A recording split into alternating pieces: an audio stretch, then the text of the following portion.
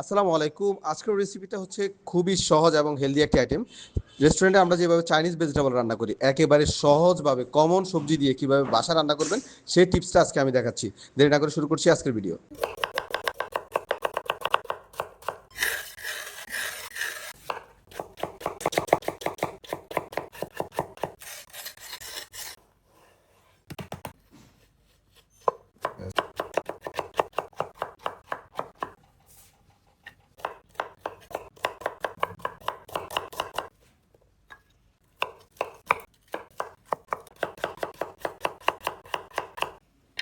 এখানে আমি vegetable branch করার জন্য পানি গরম করে নিয়েছি। পানিতে কোনো লবণ বা কোনো কিছুই দিই নাই। তবে সবজিগুলো সিদ্ধ করার সময় যে জিনিসটা মাথায় রাখতে হবে, প্রথমে শক্ত সবজিগুলো দিতে হবে আগে।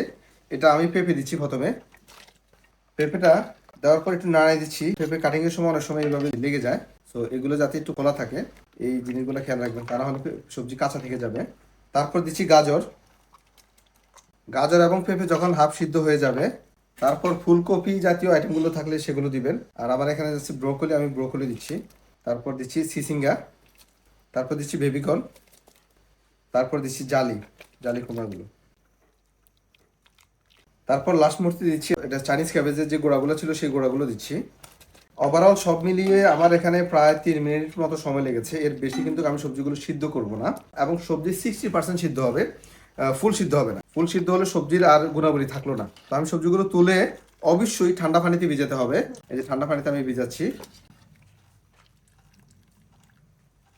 ঠান্ডা পানিতে যদি আপনারা সবজিটা না ভিজান, সেক্ষেত্রে কি হবে, সবজির কালারটা একেবারে নষ্ট হয়ে যাবে। কারণ ঠান্ডা পানিতে ভিজানোর কারণটাই হচ্ছে কুকিংটা একেবারে স্টপ করে দেওয়া। তো আমি এই পানিগুলো ফেলে দিয়ে ইনস্ট্যান্ট আবার পানি চেঞ্জ করে নিচ্ছি। দেখেন সবজির কালারটা কতটা চমৎকার হয়েছে। চাইনিজ ভেজিটেবল রান্নার জন্য প্রথমে কড়াইতে আমি অল্প একটু তেল নিয়ে নিচ্ছি। এখানে তেল দিয়ে দিচ্ছি 1 কাপের 4 ভাগের 1 ভাগ। সবজি রান্নাতে অবশ্যই একটু সবসময় রসুনটা একটু বেশি দিবেন। এখানে আমি 1 টেবিল স্পুন রসুন সব দিচ্ছি। রসুনটা যখন একটু কালার হয়ে যাবে, তারপর আমি দিয়ে দিচ্ছি আস্ত কয়েক পিস পেঁয়াজ, আর দিয়ে দিচ্ছি কয়েক পিস কাঁচামরিচ। তারপর দিয়ে দিচ্ছি 1 কাপ পরিমাণ পানি। পানিটা একটু কম বেশি করে দিতে পারেন, এটা গ্রেভির উপর নির্ভর করে। গ্রেভি যদি কম পছন্দ করেন সেক্ষেত্রে পানি কম দিবেন, গ্রেভি বেশি পছন্দ করলে পানিটা বেশি দিবেন। আর এখানে অল্প পরিমাণে একটু লবণ দিচ্ছি, 1 টিস্পুনের মতো। এখানে আপনারা 2টা সস ইউজ করবেন অনলি, তাহলে টেস্ট ভালো আসবে চাইনিজ ভেজিটেবলে। ম্যাগি সস দিচ্ছি 1 টেবিল স্পুন, ফিশ সসটাও দিচ্ছি 1 টেবিল স্পুন। তারপর দিয়ে দিচ্ছি 1 টেবিল স্পুন সুগার। সুগারটা টোটালি অপশনাল, কম বেশি করে দিতে পারেন, কোনো অসুবিধা নেই। তারপর আমি দিয়ে দিচ্ছি, যে দেখেন সবজিগুলোর কালার দেখছেন কতটা সুন্দর হয়েছে। সবজিগুলো দেওয়ার পর অবশ্যই 1 মিনিট একটু অপেক্ষা করবেন। সবজিগুলো একটু পানিটা একটু গরম হবে, পানি ঠান্ডা থাকলে তাহলে কর্নফ্লাওয়ার দিলে কিন্তু ভালো হবে না। এখানে আমি 2টা ডিমের কুসুম নিয়েছি, আর সাথে এই যে কর্নফ্লাওয়ার যে গলিয়েছি সেটা দিচ্ছি অল্প একটু কর্নফ্লাওয়ার। এখানে বেশি কর্নফ্লাওয়ার দেওয়া যাবে না, আর ডিমের কুসুমটা টোটালি অপশনাল, দিলে একটু ভালো হয়, কালারটা সুন্দর আসে।